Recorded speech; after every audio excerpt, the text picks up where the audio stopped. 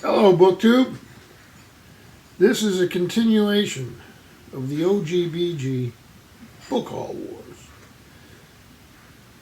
I listened to Steve's introduction to his last night. It was pretty funny. It was pretty good. I'm not going to be able to equal that. But I had to go out and do some things today. I had some appointments. And on a whim, encouraged by my wife, stopped at a charity shop and listened, which Steve has been to. And I did find a few volumes. Two really, really good. And two I thought would be replacement volumes. One, not so much. So I'll go over them. So it's not a huge book haul, but it's fun. The first, I've been trying to get bigger than my paperback versions of these George Railroad Martin. This one's a Storm of Swords. Nice big floppy thing. But when I got home, I realized I had already found a book club hardback. But this is good because I know somebody's reading these and I'll just pass it along. So the paperbacks were 50 cents and I think the hardback was $1. So I did not spend much, but very much enjoyed these books. So and the other one here, this one's a replacement paperback, small paperback, mass market. This is Wastelands, The Dark Tower, Book 3.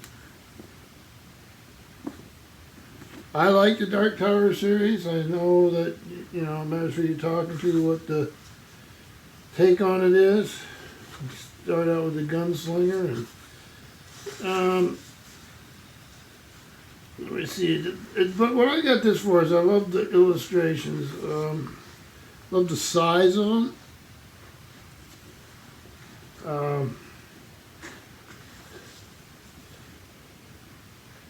And then they're just magnificent. Let's see if I get another one here. So I just very, very much, so it says, with magnificent full-color illustrations by Ned Dameron. And I do love them. I get a kick out of them. Let me see if I can do one more. Oh, this is a good one. So I was very happy to find this. And in a mass market paperback, you're not going to have that impact, right? Then this next book is something I remember when it came out. And it originally came out with audio cassette, if I remember correctly. And this is Ursula K. Le Guin, one of my favorite writers. I have not looked at this book, I'll look at the date here in a long time. It's Always Coming Home. It is a science fiction novel, but very different, which is good when you're a science fiction novel, right? You should be stretching the boundaries by definition. So when did this come out? 1985. Like I said, I'm pretty sure it had an audio cassette, and I think they even did a vinyl. So our author is Ursula K. Le Guin, the composer is Todd Barton, and the artist is Margaret Chodos. George Hirsch, Geomancer, maps drawn by the author, and it's just loaded with these types of things. Let's see, that one you should be able to see pretty good now. And it's a post-apocalyptic world where the original apocalypse is pretty much, I'm trying to remember this, pretty much forgotten, I think. And there are some remnants of the previous civilization. There's like a computer system across the world. There's, like I say, it's been 1985 when I read this. But the Ursula K. Le Guin pulls in, her parents actually studied both her mother and her father's work. I studied, her mother wrote a very well-known, very popular book about, I think they were called Yaqui, a Native American who came down from the mountains in California and who she worked with. And then Ursula's father, Kroeber, was a legendary anthropologist. And so she she just breathed this stuff in, and you can see it in her work. So it's will be quite a bit of a revisit for me because it's been so long, and anything by Ursula K. Le Guin I'm going to just absolutely love. So I'm looking forward to dealing with it. This does not have a cassette or anything with it. Here you got a glossary in the back. You got charts on lodges, societies, and arts. It's quite a complex thing, but it can be great fun if I remember correctly. So I was happy to find that. And the best find of the day, actually, I didn't find. My wife found it. This is Boris Pasternak, Dr. Zhivago, a novel. Many of you will know the famous movie with, I think it's Charlie Chaplin's daughter and Omar Sharif, if I'm remembering right. It's a wonderful soundtrack, wonderful movie. But this novel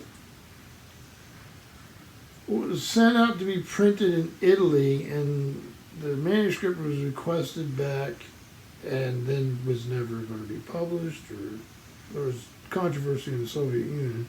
Pasternak lived and wrote. But so this book was actually originally published first in translation, and it was an unbelievable international success. Like I said, it is massive. I think it's MGM, but I'm probably wrong. So this one here, so it was first published September 1958. During the height of the Cold War, right? This is the 501st to 550th thousand edition from January 1959. So this is not even a year later. I'll let you look at that. If you just get an idea right here what that is.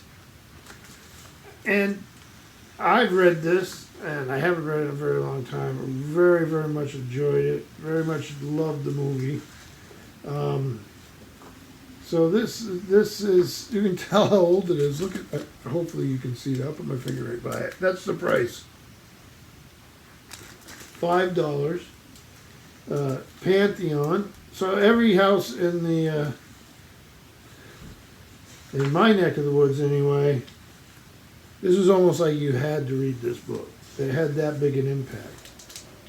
It's translated from the Russian by Max Hayward and Manya Harari, and the poems of Yuri Zhivago by Bernard Guilbert Guérini.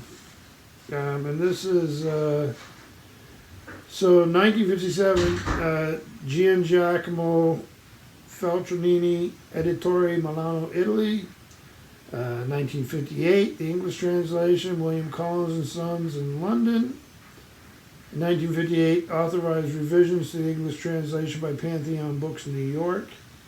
So this thing had quite a history, and we have principal characters. And this thing's in wonderful shape, and I love the dust jacket. And really quite a find. And if you haven't read it and you like, I don't know, I could read some of the inside cover. I mean, this was the only truly great novel to come out of the post-revolutionary Russia. Significantly appears first in translation without the approval of the Russian Communist Party censorship. So that's a big deal, right? So Zhivago's a physician and a poet, is a local figure. Through his experiences, the reader witnesses the outbreak and consequences of the revolution, army revolt, irrational killings, starvation, epidemics, party inquisition. In an epic train ride from Moscow to the Ural Mountains, a journey that takes weeks, Zhivago transports his family to what he hopes is shelter in obscurity. Actually, he lands them all in the chaos and cruelty of strife between the white and the reds. These are not the times for domestic idyll or emotional bliss, and Zhivago sees man's simplest aspirations through a normal human life, hopelessly frustrated. So it is quite a novel. So glad to have this copy. It was worth the whole trip. So on that note, the OGBG Book Hall Wars continued.